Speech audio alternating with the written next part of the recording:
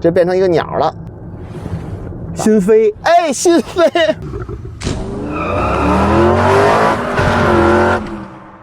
各位观众老爷，早上中晚上好，欢迎回到一车圈速榜。今天给您带来的是3米轴距，一身绿衣，轿跑侧颜，双电4驱，镂空大灯，造型水滴，光环车尾，干练清晰，内翻把手，风阻降低，月销3万，暂居第1，小米鱼7。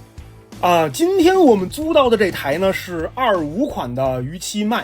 在传说中的鱼7 Ultra 到来之前呢，它就是目前市面上暂存的最强版本。外观方面呢，这台车采用了宝石绿的 Demo 色，选装了官网价值1500的红色 Brembo 卡钳，可以用来提升些许的情绪价值。另外，这台车还选装了价值12000的21英寸换刃轮毂，在官网的组合里呢，还附带了前245后275的米其林 Primacy 5 Energy 长续航轮胎。虽然轮毂尺寸增大，后胎也比标准版宽了3厘米，不过选装包的 CLTC 呢，只比标准版的245胎宽掉了10公里。从代步的均衡性上来说呢，是非常划算的。当然了，更极致的选装呢，肯定是 PSEV 的运动胎。不过这么选的话 ，CLTC 就会狠狠地掉上一截儿。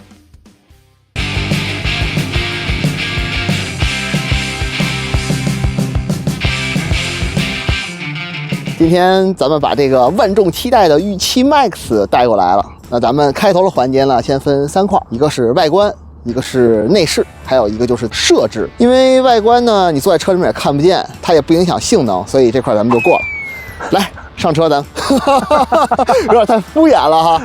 看一下这台车这个轮胎啊，依然只是给到了一个前245后275的轮胎。我觉得相对于它的车重来说，这个轮胎呢，从性能发挥的角度来讲，稍微窄了一点。但是我认为他这样做是合理的，为什么呢？因为拿这台车真正去激烈操控、激烈驾驶的人少之又少，但是所有买了这台车的人一定都面临一个问题，就是续航。所以这台车呢，如果你要是给它换上一个前265后295的轮胎，那它肯定在性能表现上，包括在外观各种方面都会上一个台阶，但是续航我认为一定会崩掉的。因为咱们这个不是说首发拿到车型啊，我也已经做了一些个功课了，所以我对它的操控性、它的圈速实际上是有一定的期待的，但是又不是过分那种期待。那你猜它能跑多快？我猜它的话，怎么着也得1分15吧。那我以后我这档节目咱以后我就不来了，打底儿应该是一个1分12。如果要是开不到1分12的话，以后你就不来了。不，那我们就换阿隆索来。如果要开不到1分12的话，就是今天的这个赛道太滑了，太烂了。对了，我们这个选的是这个长续航的 ePrimacy 套件，是不是感觉刚才说的话有点满啊？那就1分13。之前咱们跑那个苏七 Ultra 的时候，不就是有这个经验吗？性能的和这个带翼标的，在那台车上面的话，应该圈速要差个2-3秒的。在这台车上的话，我觉得没有那么多，因为它的选装胎是 PSEV， 所以呢，我觉得差值有个1秒或者1秒多，也是非常合理的吧。OK，上车看看，这么屌啊！对。手机支架发生了兴趣，最屌的是手机支架。对，我看它底下还能调这个什么，还要上还能调，然后来回来去动完了以后，后面还有一个线，还是一个无线的快充。我说这个可以，相当可以。哎，和苏七最大的不同就是前面不是特别喜欢的那个翻转屏消失，我非常非常喜欢的这个前面这个大连屏，我不加任何感情色彩说，就从纯这个工程角度来说的话，我觉得所有的车都要参考一下这个设计。哎，我也觉得这个设计它既不干扰你，同时呢也让你的那个眼睛不用频繁的去调整你的焦点，对，眼球也会比较的放松。同时呢，它把所有这些有用的信息都给你显示在这儿了，就非常自然这样一个设置。这是一个固定式的中央的这个屏幕，不能动也不能转，很好。之前好像有一期节目你说那个能动能转的很好啊，能来回来去转那个就是差强人意啊，勉强令人满意哦。这个方向盘啊，咱们说句实话，翻毛皮上下配上碳纤维，你一看这方向盘你就眼熟，你脑子里面就能浮现出很多性能车就是这样的一个设计。所以说好的设计都是先有灵犀的，包括这个漆在里面这个回中标，没有把这个换挡放在屏幕上，这个是好评。那怎么设置这辆车才会更快更适合我们的赛道工况呢？这个咱们先放一边，你看这个是不是特别的眼熟？你看这个是不是特别的眼熟？说明它参考了咱们的节目。哎，谢谢雷总。Thank you。那这辆车怎么设置才能变得更快、更适合赛道工况呢？哎，这样打开赛道模式，安全起见，需要手动操作。把界面弹出来，然后告诉你手动操作，你再一点，大师模式一开启。哎，主打一个安全和仪式感。我忘了是哪个品牌了，我点完了以后，他说那个需要您手动打开，但是这个中控台没有任何的反应，我就是因为找不到，然后我才语音呼叫的。看一下设置啊，咱们跑赛道情况下，这边自定义，这边是仅在干燥路面上开启，否则有潜在的失稳风险。就跟咱们开手动挡的车那个联合制动一样，你既踩着刹车，同时也让发动机给你进行制动，两个是叠加的状态，更高的效率。对，而不是说一有这个 ABS 触发了之后，它就把这个动能回收就切了。在电车的逻辑里面，它就是这样的 ，ABS 一工作，动能回收就关掉了。咱们现在就是把这个开启，然后能量回收增强，前后驱动分配比例呢，咱们给它开到自动，然后能量回收比例也给它开到自动。因为这个车后面只有一个电机，不存在这种后轴双电机这种量控制，所以呢也没有速七奥莎上那个矢量驱动那个选项了。那这两个就都给它开成0，这两个自动。这里面插播一个小知识啊，前后驱动分配比例，就是你这个车是双电机的4驱的，在调教比较好的情况下，你把它放成自动，一定比你设成这种手动，然后调节一个百分比会更快。大家现在基本上都是这样的，因为你在弯中出弯没法实时去调节，对你所需要的是不一样的。斯巴鲁它其实在做这个中叉的时候也是这个逻辑，所以它的车在设定成自动的时候，有时候就会有更好的驾驶体验和圈速。行，那咱们就去跑一下，看看这个车圈速怎么样，能不能跑到1分13。走。OK， 那咱们闲言少叙，马上开始今天的超凡一圈吧。与7 MAX 的前后桥双电机综合功率达到了508千瓦，接近700匹。官方破百成绩3秒23，在 T1 前的入弯尾速拉到了181公里每小时。T1 的入弯切得非常的柔和，是对245的前轮没有信心吗？哎，没有，一瞬间的反打我们看明白了，整体中性偏甩是吧？看来这与7的底盘还是有点东西的。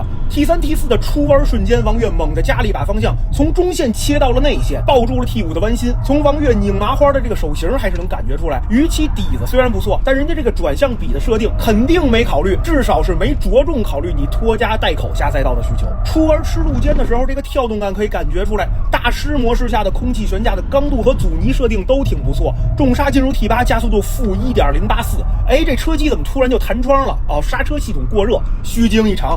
测了这么多小米，王悦心里还是有底的，主打一个你提是你的，我铺是我的，情绪保持稳定。3连发卡弯的王悦走线非常紧凑，2吨4的车身，245的前轮，在这个位置的指向性表现，低调点说也属于鹤立鸡群了吧。这个转向比的设置，咱就说胳膊没有王悦这样的柔韧性，轻易就别学章鱼哥这么打方向了吧。王悦维持着奇怪的方向盘握姿，把与7带出了3连发卡弯，杀入直线。最终与7 MAX 在5度的气温下冲线成绩1分11秒79。位于总榜单的这个位置，在气温更低的情况下，成功击坠条顿汽车团的宝马 X5M， 可怕可怕！这么高兴呢？1分11秒79，11秒79，1分11秒79，这炸裂吗？我靠，为什么呀？主要是因为开得好，然后车也不错，成绩是非常的哇塞，是非常的哇塞。而且这台车在出弯的时候，就像我刚才跟你盲猜的一样，出成绩就用了1圈，这回又真的是王1圈。这台车开的时候，你就感觉到它并不是说像某一款车，而是说这款车就是给你已经专属调教完那种感觉。在赛道里边这种性能展现方面，没有什么我觉得需要再去完善和调整的地方，就达到这种程度，完美了。它起码是没有明显的短板。有一些车你看完以后，你就会有很大的遗憾，你说哎呀，这个方向盘这个方向这个指向性啊，或者力回馈啊，包括它的这个要是再怎么着就更好了。哎，这台车呢，就是觉得我们如果要再换一套更抓地的轮胎就更好了。但是这个呢，在某个程度上又不太成立。大家可以再倒回去看一下我那个飞行圈啊，大概好像就是在这个位置吧。我一脚刹车下去，5度的气温的情况下，没有跑完1圈，它那个刹车就报警了。好的方面讲，它避免了你刹车突然失效，它在你刹车失效之前提前很久就告诉你了，哎，你现在要小心一点。但从不好的角度来讲的话呢，它的刹车是肯定可以支撑完这一圈的，但是你在8号弯弹一下的话，那我后面几个弯跑起来的话心有余悸。那我呢，可能就跑的时候，可能心情会受到影响，圈速可能会慢个0.0几，是不是？就找辙，但是已经高于预期了。这个表现，我觉得这个成绩真的是非常好了。那咱们再说它这个大师模式，大师模式后面给了一个这个测试版，每次给到这个的时候，你其实在这个位置其实不用给这个小字儿，现在已经挺完善的。你给这个的意思是，这是出于一种免责嘛？就是你看我这测试版，你要用出于工程人员的一种免责。咱们现在说一下这台车的除了刹车以外的这些个地方哈，方向盘的手感，还有包括它全都 ESC 这个稳定辅助控制开成0，还有TC牵引力开成0这种感觉，它这个0就更接近真实的0，因为 ESC 这稳定控制，我刚才在这个4号弯的时候一刹车，尾巴其实起来了，突然修了一下，然后把这车又修直了。这种情况在我脑海里面就是太常见了。很多车都是这样，我在入弯的时候后轴不稳定，这个时候如果你要是给的慢了的话，直接车就起飘了。它的后轴虽然那个地方有一定的下坡啊，但你要考虑到咱们是一个前245后275的前窄后宽的一个配置，它的后轴尚且如此运动，所以这台车呢，我反而是稍微有那么一点点的担心，它在日常行驶的时候，它的 ESC 这种够不够稳定？对，因为苏七的那个 ESC 调教，从我个人角度来讲很喜欢，但是从普罗大众角度来讲的话，它的 ESC 在日常使用的时候，在默认模式情况下给的宽容度还是有点高。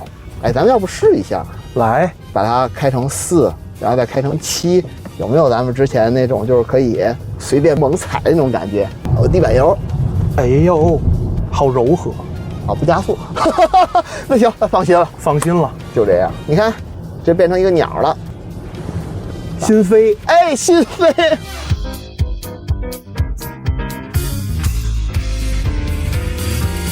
最后咱们给逾期的表现稍微打个分，看看它的属性轮廓是什么样的。那么根据节目总榜单圈速排名和尾速成绩，这台小米逾期 Max 的圈速获得 A， 动力表现 S+， 底盘表现和上手难度都值得一个 A， 抓地表现 B。 我们认为轮胎上呢还有不少的可压榨空间，刹车表现上综合了实际制动力和较早的过热提示，就给个 B 吧。最后综合评价 A-。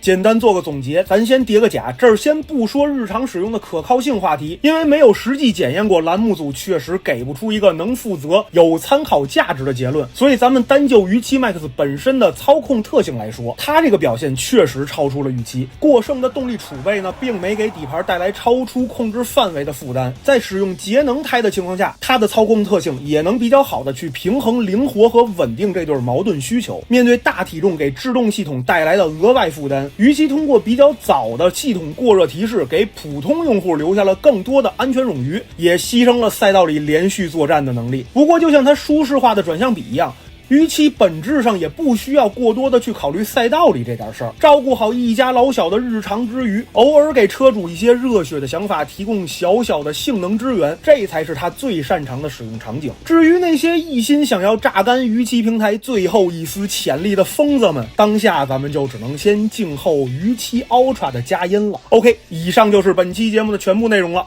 如果您对一车圈速榜有任何的建议和想看的新车，别忘了留言给我们，咱们下期再见。